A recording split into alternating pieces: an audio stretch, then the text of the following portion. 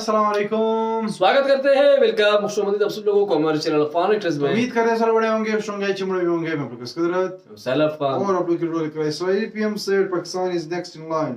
Israel PM से Pakistan is next in line. तो watch करेंगे। कब कहा था? पता नहीं, आई डोंट नो। वॉच करेंगे, देखते हैं क्या सीन है, क्या बात है। वॉच करने से पहले हमारे चैनल मॉडल को जरूर सब्सक्राइब कीजिए। साथ में जो बेल आइकन है उसे भी दबा दीजिए। जरूर करिए। अगर मैं सोशल फॉलो नहीं किया प्लीज फॉलो ऑन इंस्टाग्राम, और लोग को लिंक डिस्क्रिप्शन में मिल जाएगा, आप लोग चेक कर सकते हैं। Let's start. Okay started. नमस्कार दोस्तों, डीडी रेड के एक और एक्शन वीडियो में आप सभी का स्वागत है। मैं हूं आलोक। तो आज जो वीडियो लेकर आए हूं वो वीडियो है इंडियन मीडिया लेटेस्ट का। टाइटल है Israeli PM said that after Iraq Pakistan is next in line, Fiza Khan started crime. तो बात तो ये सही।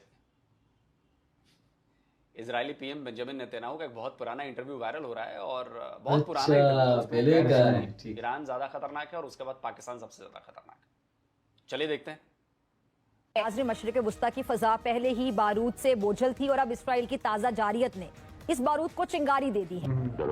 ईरान पर हमले के बाद इसराइली वज़ीर-ए-आज़म नेतन्याहू का भारतीय हम मनसब नरेंद्र मोदी से टेलीफोनिक राब्ता हुआ है। वो तो मेरा भाई है। इसराइल ने पूरे मुल्क में हंगामी हालत नाफिज कर दी है अल्लाह तौबा, हाय अल्लाह तौबा। और अपने आयरन डोम को फाल करके जंग की तैयारी भी मुकम्मल कर ली। क्यों हिला डाला ना। और ये मत भूलें कि नेतन्याहू ओपनली ये कह चुका है कि ईरान और पाकिस्तान इसराइल के दुश्मन है। ये सवाल भी अपनी जगह मौजूद है कि अगर इसराइल एक एटमी सलाहियत के इम्कानात के करीब पहुंचते पर ईरान पर चढ़ दौड़ सकता है, तो क्या कल को पाकिस्तान भी किसी ऐसी साजिश का खुदा न खास्ता निशाना बन सकता है? फिजा खलीफा, तुमको बिल्कुल भी डरने की जरूरत नहीं है। पाकिस्तान पे अटैक होएगा। इराक के बाद पाकिस्तान का ही नंबर है। ये इजरायली पीएम ने एक पुराने इंटरव्यू में बिल्कुल क्लियरली कहा था। जिस दिन पाकिस्तान का नंबर आएगा इजराइल की तरफ से, उस दिन हम तुमको बचाएंगे। बहुत शुक्रिया सर। फिजा को छोड़ के पूरे पाकिस्तान को इजराइल तबाह तो करेगा ही। I said that the greatest mission that we have is to prevent a militant Islamic regime from meeting up with nuclear weapons or from nuclear weapons meeting up with a militant Islamic regime. The first is called Iran. The second is called Pakistan. The second is called Pakistan. Pakistan को वो अपना दुश्मन समझते हैं, हम जितना मर्जी लेटे। Because if these radical regimes have nuclear weapons, they will not obey the rules that have been obeyed in the last almost 7 decades. क्योंकि मैं भी जानता हूँ और आप भी जानते हैं, इन रेडिकल मुल्कों के पास में अगर परमाणु बम जैसी शक्ति होगी, वो पूरी दुनिया की शांति के लिए खतरा हमेशा रहेगी। पता नहीं कब कौन सा जिहादी ग्रुप इनके ऊपर हमला करके इनसे छीन ले और उनको चलाने में कितनी देर लगेगी। उनको तो पता है, वो तो बेहतर हुरों के लालच में कुछ भी कर जाते हैं। मरने तक के लिए तैयार होते हैं भाई लोग कि बेहतर हुरे मिलेगी। इजराइल का जो प्लान है, मैं इस प्लान के साथ खड़ा हुआ हूँ। और हिंदुस्तानियों, आपको भी इजराइल को सपोर्ट करना चाहिए। हालांकि हमारी भारत सरकार तो फंस चुकी है। इजराइल भी हमारा दोस्त है, ईरान भी हमारा दोस्त है। ईरान में तो हिंदुस्तान की इन्वेस्टमेंट भी है। जो सच्चा हिंदुस्तानी है वो इस समय न्यूट्रल है। वो सिर्फ देख रहा है कि क्या हो रहा है, क्या नहीं हो रहा है। खैर, फिजा खलीफा की फटी पड़ी है, एंजॉय करते हैं। अमेरिका से जब से इजराइल वजूद में आया है, आज तक $265 बिलियन का असला दिया अमेरिका ने सिर्फ इजराइल को। इजिप्ट को नेक्स्ट दिया को 50 बिलियन के करीब। अपनी इजराइल की जो एक्सपोर्ट है वो पिछले 10 साल के अंदर ट्रिपल हुई है। इस वक्त $15 बिलियन की सेल किया आर्मामेंट की इजराइल ने। दुनिया में इसकी पॉपुलेशन तो 0.115% है। 1 करोड़ पॉपुलेशन अगर मैं इजराइल की निकालूं, ज्यूज की नहीं, इजराइल की निकालूं, तो 115 पॉइंट लगा के उनकी पॉपुलेशन है। एक्सपोर्ट वो करते हैं 3 बिलियन से ज्यादा।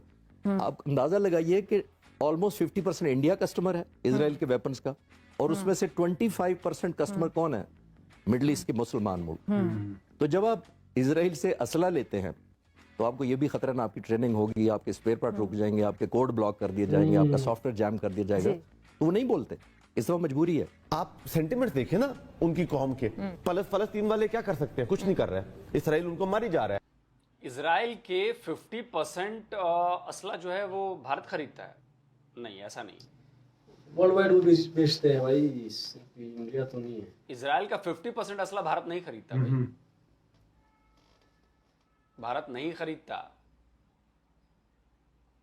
अच्छा, पाकिस्तान अजरबैजान का दोस्त है। अजरबैजान असला कहां से खरीदता है? क्या वो इजराइल से नहीं खरीदता? मुसलमान देश है अजरबैजान। क्या जो पाकिस्तान जिसको सपोर्ट करते हैं, क्या वो इजराइल से असला नहीं खरीदता? जहां तक मुझे याद आ रहा है शायद असला खरीदता है। हाँ भाई दोस्तों, कमेंट करके बताइए क्या मैं झूठ बोल रहा हूं या गलत जानकारी है मेरे पास। अगर मैं गलत बोल रहा हूं तो मुझे प्लीज करेक्ट भी करिएगा कमेंट में। जहां तक मेरी जानकारी है, अजरबैजान में इजरायली असला भी यूज हो रहा है। मुसलमान देश है, पाकिस्तान का दोस्त देश है, पाकिस्तानी बड़ा अजरबैजान को भाई इस्लामिक बिरादर कहते हैं, लेकिन वो तो इजराइल से असला खरीद रहा है। तो यहां पे दोगलापन सामने नहीं आता आप लोगों का। और भारत 50% इजराइल का जितना एक्सपोर्ट है, मुझे नहीं लगता कि वेपन में 50% सिर्फ इंडिया का है। नहीं यार, इंडिया तो रशिया से दिखते हैं, वो अमेरिका तक को भी देता है, फ्रांस और भी कई जगहों पर देता है अपने खुद अपने बनाते हैं। इसराइल उनको मारी जा रहा है। हम मुकम्मल खामोश हैं, सांप सूंघ क्या है। ऐसे तो बेशरम लोग हैं पाकिस्तान में जी। ईरान पे कभी हमला नहीं करेगा इसराइल। हुआ ना हमला, देखा कितना बड़ा हमला हुआ। पाकिस्तान पे भारत ने हमला किया तो इसराइल भारत के बैक पे था, भारत की सपोर्ट पे था। पाकिस्तान पर हमले के लिए इसराइली साख्ता खुदकुश ड्रोन इस्तेमाल किए गए। अब इसराइल ने ईरान पे हमला किया है। I don't think that anybody is taking him seriously. वो इंडिया को कर रहा है, इंडिया गालियां निकाल रहा है ट्रंप को। मार्को रूबियो इंडियन डेलीगेशन को मिलता है, क्यों? कोई बीच में आ रहा है? हम सिर्फ बयान दे रहे हैं। इसराइल जो है ना वो ग्रेटर इसराइल बनना चाहता है, ठीक तो यही प्लान है। तो अभी जारी बात है उसके जो भी रास्ते में आएगा, चाहे वो ईरान, इराक, लिबिया, सीरिया या अफगानिस्तान, एक ही पट्टी पे हैं ये सारे। वो अल्हम्दुलिल्लाह उसको मौका मिलेगा, वो किसी को नहीं छोड़ेगा। अगर इसराइल को हमने रोकना है तो जो मुस्लिम कंट्री है उनको इकट्ठा होना पड़ेगा, सोचना पड़ेगा। अगर हम यहाँ पे उनको नहीं रोकेंगे, सीरिया उन्होंने तबाह किया, लीबिया उन्होंने तबाह किया, इराक को उन्होंने तबाह किया, लेबनान को उन्होंने तबाह किया।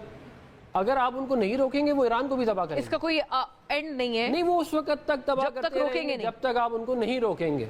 और ये जिम्मेदारी पाकिस्तान की इसलिए बनती है क्योंकि पाकिस्तान सबसे ताकतवर मुसलमान मुल्क है। लेकिन अगर हम बिगर पिक्चर देखें तो अनफॉर्चुनेट इजराइल तो ये चाहता है कि पाकिस्तान इस कॉन्फ्लिक्ट में पड़े। अरे बेवकूफों, तुम लोग को आइडिया नहीं लग रहा? यार जब तक मुझे पता है वो पहले से पढ़ चुका है, उन्होंने बहुत कुछ किया होगा ना। और उसके बाद जो पाकिस्तान की बजाई जाएगी ना, फिर इजराइल को वजह मिल जाएगी ना भाई पाकिस्तान की बजाने के लिए। और जो बजाई जाएगी ना वो दुनिया देखेगी फिर। और आप कह रहे हैं कि उनको रोका नहीं जाएगा, तब तक यही करते रहेंगे। रोकने की कोशिश नहीं हुई है क्या? क्या अरब के देशों ने 6 डे वॉर को उन्होंने भुला दिया है? लगाओ भाई स्क्रीनशॉट। क्या उस समय इजराइल को रोकने की कोशिश नहीं की गई थी? 6 दिनों में इजराइल ने क्या हाल किया था? जितने भी अरब के देश उस लड़ाई में शामिल थे, सबकी बैंड बजा दी थी। किसी की औकात नहीं थी उसके सामने, आज भी नहीं है। घिघियाए मिमियाए चलते हैं, औकात नहीं है। और अरब के बाकी देश समझ गए हैं कि किसी और के फटे में टांग अड़ाना इस्लाम के नाम पर, कि वो भी इस्लामिक बिरादर, हम भी इस्लाम, तो हम जाएंगे उससे लड़ने, ये सब फालतू की बातें। और क्या पाकिस्तान के लोग ये भूल गए हैं कि ब्लैक सितंबर भूल गए हैं पाकिस्तान के लोग? लगाओ भाई स्क्रीनशॉट। वो जनरल जिया था ना शायद, इसके बारे में बहुत सारे लोग जॉर्डन के किंग की तरफ से फौज लेकर गया और उसने 20 से 25 हजार फिलिस्तीनियों का कत्ल किया। तुम्हारे पाकिस्तानी फौजी ने ना, अफसर ने किया कि नहीं किया? ब्लैक सितंबर जाके पढ़ो तो सही। तब याद नहीं आया फिलिस्तीन, तब याद नहीं आया मुसलमान। देखो सऊदी अरबिया, यूएई ये सब समझ गए, ये सिर्फ बयान देते हैं, बाद में एड पहुंचा देते हैं, बाकी उससे कोई मतलब नहीं है उनको। क्यों पढ़ेंगे दूसरे के लफड़े भाई? क्यों पढ़ेंगे? और मैं तो कब से कह रहा हूं कि असल टारगेट ईरान है। सोईदी वीडियो, अच्छा जिस तरह की उन्होंने टाइटल दिया हुआ है वीडियो का, ये बात तो सच है झूठ है वो तो मैं नहीं बता सकता। लेकिन मैं बहुत पहले मैं एक वीडियो चेक कर रहा था, यही इजराइल का, जो कि ये लोग ग्रेटर इजराइल की बात कर रहे थे। उसमें बहुत सारे कंट्रीज आ रहे थे, जॉर्डन और जिसके उसके जो बॉर्डर सीरिया, मिस्र और सऊदी भी। हाँ, सऊदी तक वो सब कुछ वो खींच रहे थे कि ये हमारी जमीन है, इसको हम लोग एक न एक दिन हासिल कर लेंगे। तो जब एक बंदा है, एक कंट्री है, उसकी जो वो है, उसकी जो विजन है, ये है वो ये है कि यहाँ तक हम लोगों ने जो है जमीन कब्जा करना है या ले लेना है, ये हमारी है। तो फिर जो अभी जो ये कह रहा है कि वो टांग नहीं अड़ाएंगे, वो ये नहीं करेंगे, तो उसको मजबूरन ये सब कुछ करना पड़ेगा, चाहे सऊदी हो या दुबई हो या जो भी कंट्री हो। एग्जैक्टली। एक न एक दिन उसको जो है समझ आ जाएगा। बाकी इन्होंने पाकिस्तान वाली बात की कि पाकिस्तान तक वो पहुंचेगा, ये यार मुझे नहीं लगता है पाकिस्तान का, इस वजह से मुझे नहीं लगता क्योंकि पाकिस्तान यूएस के साथ मतलब एक तरह का एला है यूएस का, हमेशा पीछे सामने तो बोलता रहता है, यूएस का बोलता रहता है कि यूएस जो है ये है और इसके खिलाफ है, लेकिन पीठ पीछे फिर उनके पाकिस्तान साथ का समझ नहीं आता है भाई। वो तो है, लेकिन अगर मैं एक बात बताऊं, अगर आज क्या थोड़ा सा भी प्रेशर डालेंगे तो पाकिस्तान वो इसराइल को कबूल भी कर लेगा, इसमें कोई शक नहीं है। लेकिन दूसरी बात अगर की जाए, इसराइल जिस अंदाज से आगे बढ़ रहा है, ईरान तक आ गया है, तो दैट मींस काफी स्ट्रॉन्ग इन्फ्लुएंस है उसका इसराइल का पूरे वर्ल्ड पे आजकल। और यूएस कुछ कर नहीं पा रहा है। ये जो अटैक हुए है, इसराइल ने पहले ही बोल दिया था कि हम लोग अटैक करेंगे ही करेंगे। यूएस ने कहा कि आप नहीं करें, लेकिन उन्होंने कहा हम करेंगे ही करेंगे। सब कुछ देखो, जो पर्दे के पीछे हो कुछ और, ये सब कुछ यही तो कर रहा है। सिर्फ वही पश्तो में कहते हैं कि पत्थर फेंकते हैं, फिर हाथ पीछे पकड़ के जो है खुद कुछ पर, ये एक चीज है। इनके सपोर्ट की बिना ये कुछ भी नहीं है, कुछ भी नहीं है। दूसरी मैं बात कहूँ, कल मैं एक वीडियो चेक कर रहा था ईरान की पार्लियामेंट में, मैं इसीलिए बोल रहा कि पाकिस्तान में कुछ समझ नहीं आ रहा है। तो एक बात है, तो वो पाकिस्तान का जिंदाबाद कह रहे थे, वो पाकिस्तान तशक्कुर पाकिस्तान की पार्लियामेंट में, नहीं कि कोई लोकल लोग बोल रहे थे, आम जनता जो होती, नहीं, आपके जो पार्लियामेंट है ईरान के, वो उसमें ये सब कुछ चल रहा था कि वो पाकिस्तान की जो थैंक्स बोल रहे थे कि थैंक्स पाकिस्तान, उसकी जो मिनिस्टर्स थे सब यही बोल रहे थे। तो इससे कुछ फिर आप अंदाजा ले लो कि कुछ सीन तो है, कुछ है जो कि आम और आपको पता नहीं है। ग्राउंड रियलिटी तो आप लोगों को पता है, जो इसके कुछ कह रहे हैं। लेकिन ये है वाकई में से इसराइल बहुत स्ट्रांग है, इसमें कोई शक नहीं है। अब ईरान भी डट के खड़ा हुआ है, वो कह रहा है आपने हमारी कंट्री पे अटैक किया, हम तो जवाब देंगे। अब वो जब करता है तो जवाब दे रहे हैं। वो ईरान ये कह रहा है कि अगर आप स्टॉप हो जाओगे, मिसाइल वगैरह नहीं दागोगे तो हम भी स्टॉप हो जाएंगे, अगर आप दागोगे तो हम लोग जवाब देंगे ही देंगे। तो वो ये कह रहा है। But let's see, hope so कि इसी तरह कुछ सब कुछ संभल जाए, क्योंकि काफी बुरे उलझे हुए ये बहुत ही उलझे हुए मसले हैं जो कि इतनी आसानी से हल नहीं होंगे। 2025 में काफी घटनाएं हो रही है, तो होप सो कि ये रुक जाए किसी तरह। बाकी ये वीडियो अगर पसंद आए तो प्लीज साथ में जो मेरा कहने उनसे लाइक जरूर करें, हम तक चले कि सब मिल रहा है। स्वामी के लिए इतना ही। अल्लाह हाफिज़, बाय बाय।